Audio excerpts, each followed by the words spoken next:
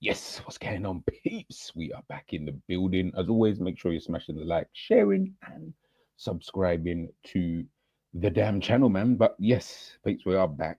We're here to talk about the touchline halftime interviews that have obviously now being implemented in to the Premier League as of next season. So for those who, of course, watch NBA, for example, they do it there.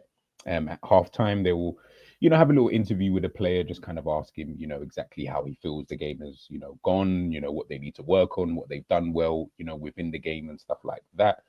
So they're now going to implement that at football next season in the Premier League, which, yeah, it's interesting, man. Obviously, we're going to take a little read exactly what it is they're trying to implement. Hopefully, they've got a reason as to why they are trying to implement that. And then, of course, I'll give my, my kind of thoughts on it, because it's an interesting thing in football, because there's a lot of talk about, the American owners, coming into football, how they kind of see the game. Obviously, in America, the sport in itself is very dramatized. It's something that, you know, it's a show. It's not even really just about the sport in itself, whether it be NBA, whether it be baseball, football, or NFL, whatever. It's not really even just about the actual sport. There's a whole spectacle behind it. Halftime shows, cheerleaders coming on, between quarters, and all of these kind of various different things. That's what America is. And listen, that's what makes their sports, so entertaining to watch. And just that's just what it is. It's a spectacle. Obviously, over here in Europe, we're not really like that, and especially in England, we're quite dry. We are quite dry, and I say dry. Listen, it is what it is. Ultimately, that's just the way that we like to do things, and yeah, it's just one of those kind of things. It's always been like that. So anything that's deemed as new, or something that might be a little bit more refreshing, again, for younger viewers and things like that. I don't know. Again, I don't know who the demographic this is for. Ultimately, do we want to see this? Again, I would love to know what your opinion on the matter actually is. Is this something that you feel we even need in football in a general sense? I don't really know. But listen, ultimately it's something that's going to be brought in. And so I said, yeah, listen, man, let's have a little wrap behind it. All right. So I've just plucked this from the many websites that are out there that are kind of, reporting this. So as you guys can obviously see here, I'll make this a bit bigger. There we go. So the Premier League coverage is set to become more immersive next season with a range of new broadcast features, including interviews with players directly after substitution and limited access to dressing rooms for television cameras. Let me highlight that there. So the Premier League coverage is set to become more immersive next season with a range of new broadcast features, including interviews with players directly after substitution and limited access to dressing rooms for television cameras. So straight away, we're just like, oh, okay. So yeah, and big up ends. And the guys on his channel that were speaking about it yesterday. And it's funny because can you imagine, and I know Ends brought up the scenario. Imagine if you're winning 5-0, I think it was. But can you imagine directly after a substitution? That's when they're going to be doing, some of these, or trying to do some of these, kind of interviews after substitution. Imagine you're on 2 goals. Manager's taking you off on a hat trick. Yeah, I don't know if you're going to be on saying, yeah, you know what, it's for the team, and you might be a little bit pissed. You know what I mean? Something like Erling Haaland, you might be a little bit pissed as to why you're coming off the pitch, in the first place, potentially. Are you coming off even though you think you've had a good game? We see that with a lot of players. They always kind of believe like, yo, I'm having a decent game, like you're just taking me off. Like, why are you taking me off? Sometimes listen, we need you fit for the next game. It could be something so simple. We just need you fit. You've done your job. Let's, let someone else, kind of, come on and stuff like that. I'm not really trying to hear all of that. Some players, not all, but some players are going to be like that. They're going to be, I don't really care about such and such coming on the pitch. I'm trying to play, a little bit annoyed. Or imagine if you're one of those players that the manager constantly takes off at the same time every single game. So let's say it's 3 games in a row. He's now taking you off on the 58th, 60th minute. Every single time. 15 minutes after halftime, you are always coming off the pitch. At some point, you're gonna be a little bit annoyed. Manager is always freaking taking me off. I'm having a good game. I scored, for example, from a striker, or even just anybody. I've scored or played well. I've had this person in my pocket, etc. Manager keeps taking me off. ticking me off. I don't know. You're gonna have to ask him. Eventually, you're gonna start getting them kind of answers where it's like, I don't know. Ask the manager. He makes the decisions. You're gonna have to speak to him. In regards to that. And soon, I feel and I know this is like a deeper thought behind it, but soon managers are gonna be in that kind of situation now where they're like having to almost answer questions about every substitution. A manager might make 5 subs in a game, right? You might make those 5 subs. You might not even talk about any of them in the game, especially if the game is, as good as it is, or etc. etc. But it's really and truly, you never really care about the substitutions unless they make like a crazy impact, within the game. But now he's gonna have to, answer some of those questions where, sometimes it's like, oh, okay, so we've noticed that you've taken off, I don't know, let's say in Liverpool, I don't know, you've taken off Frimpong 60th minute for the last 6 games in a row, or you've taken off Salah as an example, the star man in the team, you've taken him off 60th minute. He doesn't seem visibly happy. We've interviewed him once. He's he's told us of his frustrations, but ultimately he understands for the team and stuff like that. But he's quite frustrated. Can you tell us why? Now you're gonna have to keep explaining every single substitution. These times I might not even remember why I took him off. He might have just done something that pissed me off. How about that? Or he didn't track back at a certain. I don't know, but I took him off because I felt at that time it was the right thing to do. But it is what it is. So we continue here. As part of a landmark 4-year domestic broadcasting deal reported to be worth a record 6.6 billion, rights holders Sky and TNT will be able to air up to 270 live matches each season. I did see something on Sky about that, about them talking about how they're going to be able to air a lot more matches and stuff like that. So I guess good for Sky. Listen, what they need to start, patterning up, because they seem to have it in every other country bar England, is this 3 p.m. blackout thing that they've got. I really need to I need to do my research because I don't actually know the reason for this blackout.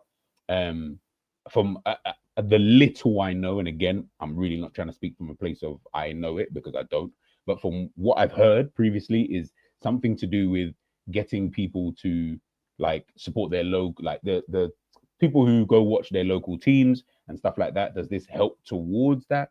I don't know if it actually does. I don't even know if that's the real reason, behind, why they decided that, the 3 p.m. games can't really be shown. But yeah, either way, that needs to definitely change. I mean, every other country, they will always show these kind of games. England are missing out. And that's a massive market, in my personal opinion. And to be honest, in my opinion, it doesn't seem like it's benefiting anybody. But again, I don't know the numbers, statistics. So, we'll leave it there. We continue. While full details have not yet been made official by the Premier League, BBC Sport report that substituted players will be interviewed pitchside during the match, though only after they've had time to cool down. Yeah, so the man comes off and they throw like, what the fuck? Yeah, all of that. Okay, let's let them do that first before they come over here, because soon someone, like Erling Haaland. I don't know if you guys remember, he did an interview a while back. I think this was in his first season in England, and I think he swore. I don't know if he swore, but he said a cuss word that Sky Sports don't really like on their kind of channels. Something you might hear on like a CBS or something where it'll be calm, and things I hear definitely when I'm watching NBA and listening to their kind of interviews. But yeah, on Sky Sports they weren't trying to hear it, so he had to apologize for it. And I was thinking, Jesus Christ, man, why does everything have to be so just like posh and clean? And that's why you guys are boring. But anyways, the league has not confirmed how frequently these interviews will occur or which fixtures will include them. Okay, so is this one of those ones where it might not be for every game? So are they going to pick and choose the games? Again, I feel like people are going to start getting maybe a little bit annoyed with that. I feel like if you're going to do this, you may as well do it for every single game. If you're going to do this, don't pick Man City versus Liverpool, but then you're not going to do, I don't know, a Southampton. Well, so they're not in the league, but I don't know, you're not going to do Leeds United versus Brighton or something like that. Like, I don't know. In my head, I just think that, you've got to play it fair. Because again, like I say, over a period of time, if you keep on picking and choosing, people ain't going to really, the players are going to just start getting pissed off. Well, why is it every game we play, you always want to hear what I'm trying to say? Like, oh, go speak to someone else. And listen, it's not the broadcast, it's not the reporter's fault at the end of the day. Camera crews will also be granted short-term access onto the pitch to capture close-up goal celebrations, offering a perspective that has typically been limited to major tournaments or overseas leagues. I don't see that much of a benefit to this.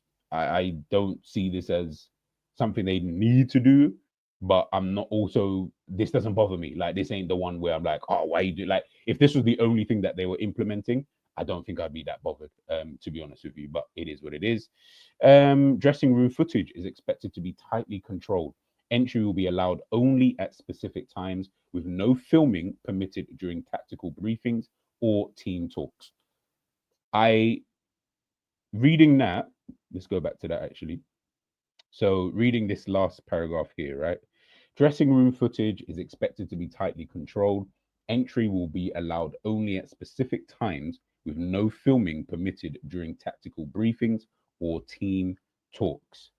When I hear that in my mind, I'm like, what would then be the point in us looking into the dressing room? Like, unless, because if we can't, it's weird, right?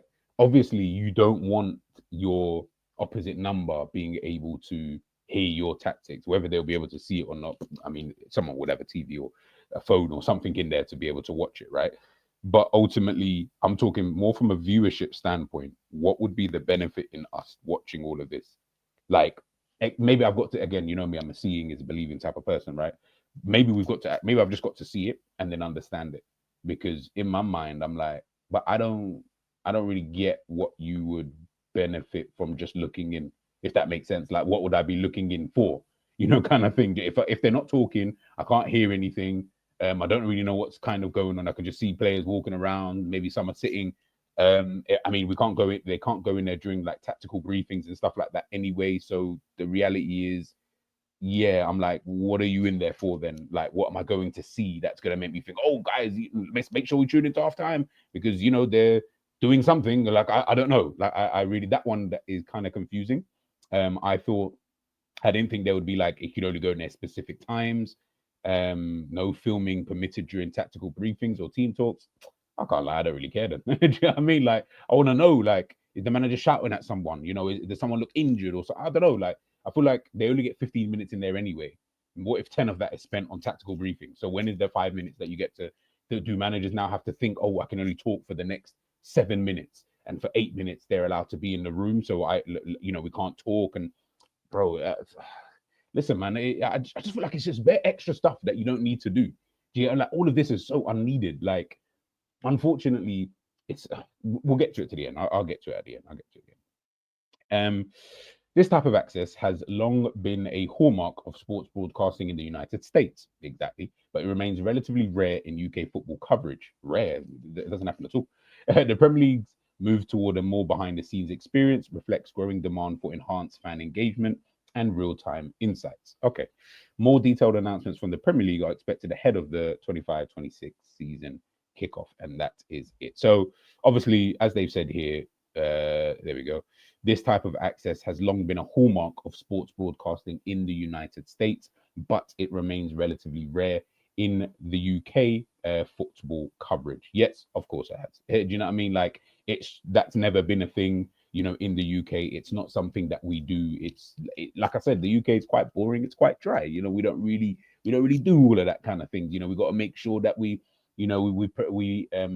enunciate our words properly, and we got to make sure we say things that are kind of on the line but not so far over the line that now it makes us look a different type of person, a different type of entity, and all these kind of things. So yeah, this is new, and obviously this is the first time that they're doing it. So of course there's going to be the, all right, let's see what it's saying. And I obviously, reading that, I get the whole, I guess, some fans, and again, like I said, I would love to know the kind of demographic and the age range that they're kind of looking towards, because yeah, that would be interesting. But yeah, in regards to, in terms of why they might trying to, or why they want to kind of implement this, again, like I said, like it said, it's about the whole, in the US, this is how they kind of do their thing, which is fine in itself. I don't even have an initial problem with that.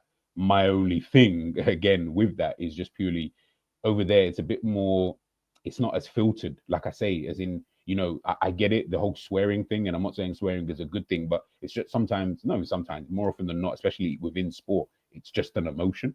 Do you know what I mean? So where your people are just expressing that said emotion in that moment. I mean, they're not telling someone else, oh, you F off and all these kind of things. It's more, I played fucking shit. Sometimes it just comes out. Sometimes it could just come out, or the team played so shit today. Like, I don't know why we weren't passing properly and we couldn't track runners. And it just comes out because that's what you're generally thinking. That kind of realness is why the US are really good when it comes to that whole broadcasting side, and why they can allow for those kind of things, because again, it builds and it ingrains itself within that kind of culture, within that kind of side of the entertainment factor behind it. Whereas, with in the UK and in Europe mostly, it's not really about that. It's we try to gain the entertainment on the actual pitch or in the actual sport in itself, which is probably why, again, we are a lot more harsher on the sport than, say, in the US, as an example, just because the reality is this is that, we gain entertainment from many factors. It's not just about what's going on the pitch, it's everything surrounding it. It's the spectacle. It's the from the moment we walk into the stadium, everything's got to be a show. And you've got to enjoy your time here, no matter what's going on the pitch. Now, that side of things and that element, I don't mind, the UK and Europe taking that aspect, and the Premier League specifically. I'm good with that, because it should be that. You pay X amount of money to go to see a football match. The game's boring. You walk away thinking, I wish I'd never paid. That's because there was nothing else going on besides the game. Now, I get it. The game should be the main attraction. That's the whole point of you actually being there. That part is fine.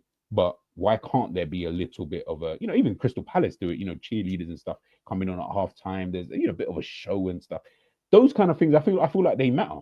I do feel like they matter. Things that go on potentially even during the game. I get it. You want your focus to solely be on the game. But this is why I feel like we're all judging the game differently now, because it's like we're all trying to see what we perceive to be the best or perfect or whatever. And because we can't always get what we want, that's why people are going to be a lot more harsher and stricter with their kind of ruling and the way that they see things and etc. etc. But again, it's interesting. It's interesting. I just want to see how this works. I've already said, yeah, that the Premier League, even football in general, but let's say the Premier League, because that's the league that we watch the most.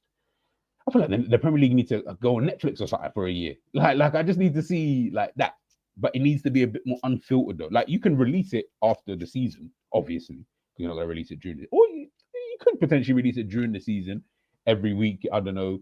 You could do 20 episodes every week. It's a different team kind of thing. I don't know. Like, you can work it in some way. Obviously, there are big fixtures, so you might want to do those fixtures. But if not, then this would be something that I would do at the end of every season. The Premier League, I hope you're listening, right?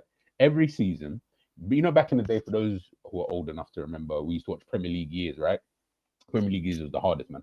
Like, you watch all the games, like, and it's just like little highlights of whatever game, this game, that game, kind of thing. All the moments and all that kind of stuff. Cool. I'm saying, yeah, we're in a new age, we're in a different type of era, right? I'm saying end of every season, do a Netflix 20 episodes. I don't know, however many episodes you think that will cover you until the preseason starts. So whenever the first game in preseason, boom, the last episode comes out the day before preseason starts. Now we're going into the next season. Then you're keeping people entertained throughout that whole time. Throughout that whole time, you keep people entertained. Now, granted, that would be kind of difficult potentially to do, but it's just something I always thought about. Like, I was always like, nah, I feel like at the end of every season, as soon as the last game is kicked off, you might want to wait until the Champions League final just in case. But let's just say you went to the Champions League final, right? Even forget even international tournaments and all of that, because you don't really care about them. You care about what's going on in England and in the Premier League, right? So I'm saying, end of every season, you release like an episode all the way, however many episodes it takes up until the official start date of preseason, whenever that is. Because I'm sure everyone's got like an official start date. And then from there, that's when you can start, booking your matches and whatever it is that you need to kind of sort out, right, during preseason training camps and etc. So I'm saying, drop Netflix for the season just gone. I like a behind the scenes, so we can, you know what I mean, like little things that we might want to. I don't know. Like, I feel like that would be a lot better to watch than something like this. I'm like, unless this is going to be done with a bit more less filter. Yeah, I need that Netflix documentary, man. Something to keep the viewers constantly engaged in the Premier League.